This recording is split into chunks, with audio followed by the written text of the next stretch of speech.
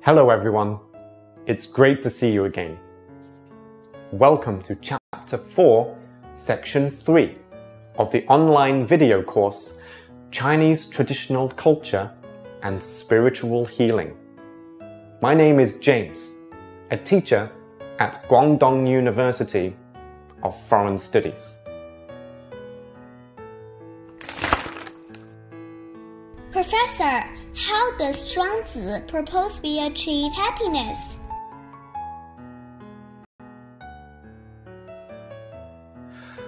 Zhuangzi believes that the real secret of happiness lies in subtracting from one's life. Life subtraction, as we can refer to it, can reduce the difficulty brought by the desire of life addition. Lao Tzu, the founder of Taoism, said, "Pursue knowledge by adding, pursue Tao by subtracting." Lao Tzu believes that one's progress in the secular sense usually means a process of positive addition. That is, there is something more than in the past, such as more knowledge, wealth, and prestige. On the contrary, the key to achieving Tao is to remove, forget, and get rid of something. Zhuangzi holds the same view. In his opinion, people who have attained the Tao have not gained more than others, but have in fact lost. One of the important things that they have lost is desire. There is an expression in the article "In the World of Men" from Zhuangzi that only by being empty can people gain the Tao. Being empty is a kind of inner practice to reduce desire. The famous expressions, the fasting of the mind, sit down and forget everything, daily decrease, lose myself, in Zhuangzi, are examples of life subtraction, or in other words, examples of being empty. Being empty is a medicine prescribed by Zhuangzi for the suffering which results from desire. There is a saying in Zhuangzi, "The empty chamber where brightness is born. Fortune and blessing gather where there is stillness." Zhuangzi believes that when we use empty work to dispel the desire that covers the soul, the fortune and blessing of the Tao will take care of us, and the infinite light will appear in our hearts. This is just like the sun shining into a clean and empty house, which makes people feel refreshed and warm. The brightness in the empty chamber does not mean monotony and tedium, but rather it means simplicity after extreme beauty. When we apply red, orange, yellow, green, blue, indigo, and purple on the windmill in turn, and let it spin quickly, the color that appears is white.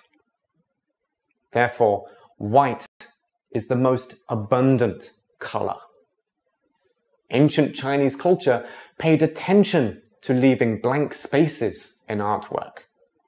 These blank spaces are not lifeless, but like fog, rain, and wind, with vivid charm and lofty artistic conception.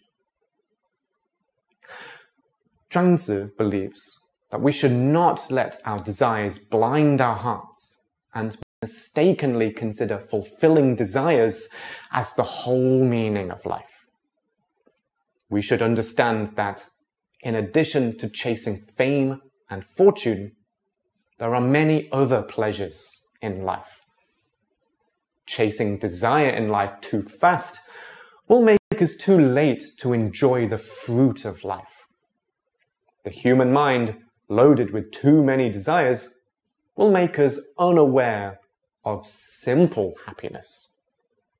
And only when we have various hobbies, quiet souls, and a slow pace of life can the true beauty of life be revealed. Professor Zhang Wenliang from Taiwan University wrote a famous poem called "Take a Snail for a Walk."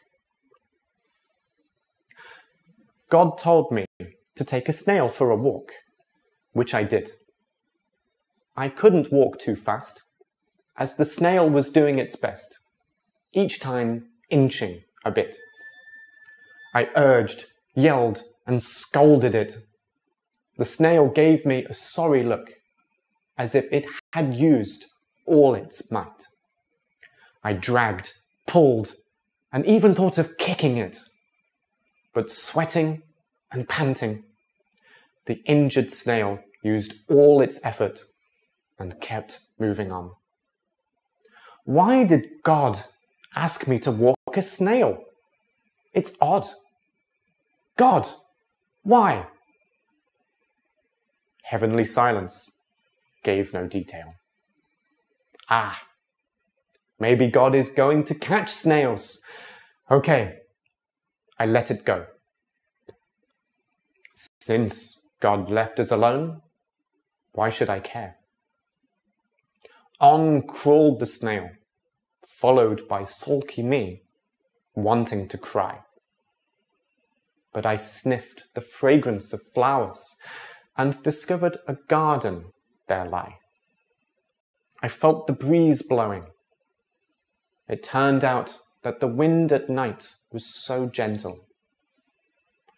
I then heard the chirping birds. I then heard the buzzing bugs. And I wanna hold it tight. Twinkling stars in the sky. And I remembered what I had missed walking fast by. God's message suddenly sank into my mind. He meant for the snail to walk me, as I now find. The snail in the poem is just like our children. We always think that children are procrastinating. Parents' most frequent expression to our children is, "Be quick."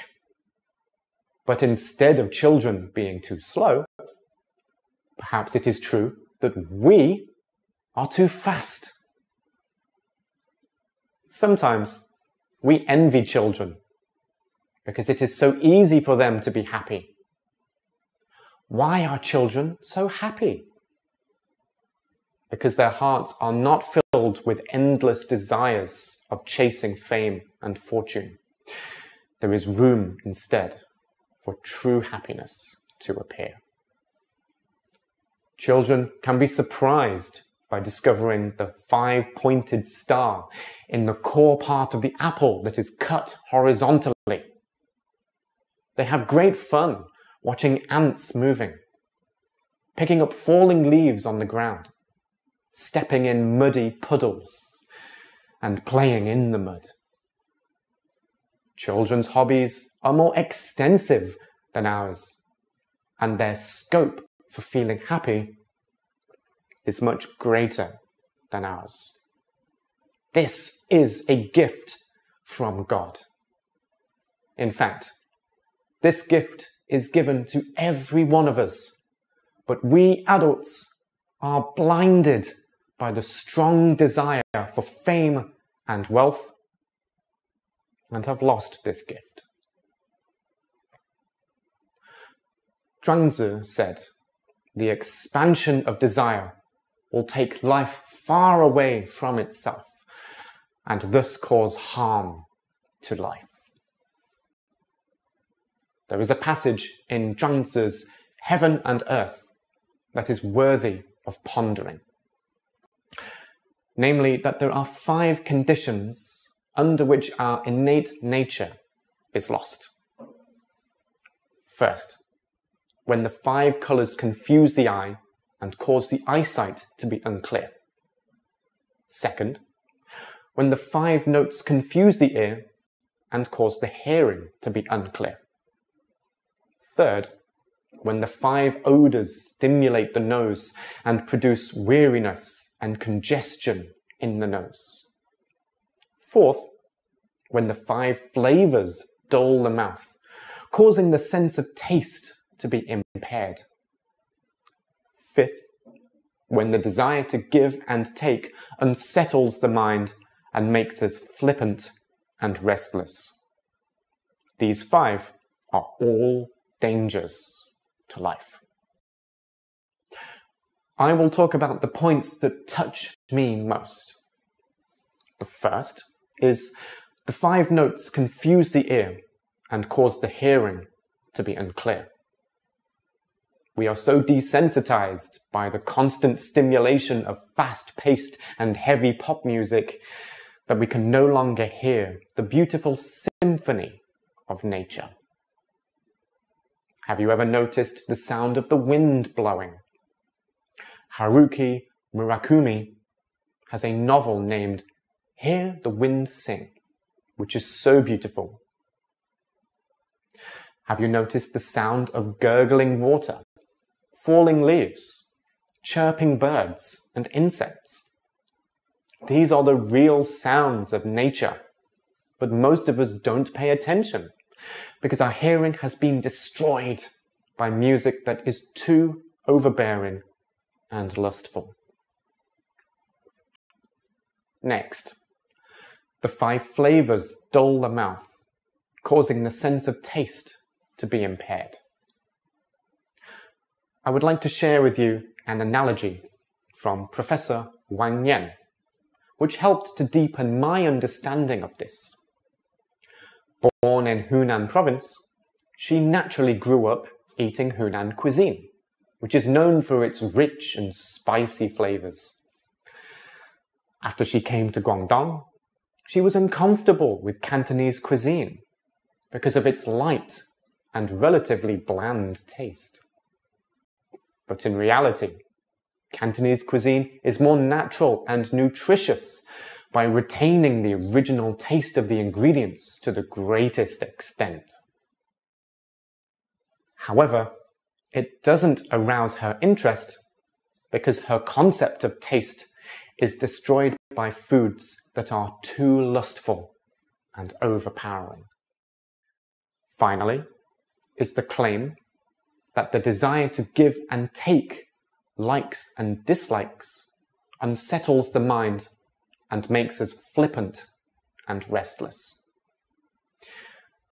A person who suffers from gains and losses and only knows to get but not to give is bound to be anxious. A student of mine once complained to me that she was tired. I asked why. She said that she wants to get a double degree, go abroad, take the civil service exam, take the postgraduate entrance exam, serve as a class leader, join student clubs, and fall in love. But she doesn't know what to do. I told her, if you chase 2 rabbits at the same time, you will get neither rabbit. You can't want everything at the same time because our life energy is limited. This example shows us that we originally want to bring happiness by satisfying our desires, but in the end, we might lose our way or even our life because of desires. This reminds me of a fable. A man visits a tribal leader. The leader said, "You can go west from here and make a mark. As long as you come back before the sun sets, The land from here to that mark is yours. When the sun set, this man did not come back because he was too greedy and went too far, leaving insufficient time to come back.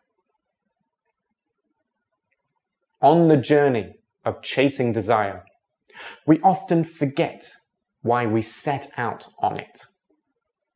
Isn't this fable a warning to our own lives? We've now reached the end of section 3 of chapter 4. Before we finish, I have some questions for you to think about. You can see them on the screen now. Please pause the video to think about them and continue when ready. Can life subtraction reduce our endless desires? According to Lao Tzu, what must you do to achieve knowledge? And what must you do to achieve the Tao? What do you like about the poem, Take a Snail for a Walk? According to Zhuangzi, what are 5 conditions under which our innate nature is lost? Thanks for watching. See you in the next video.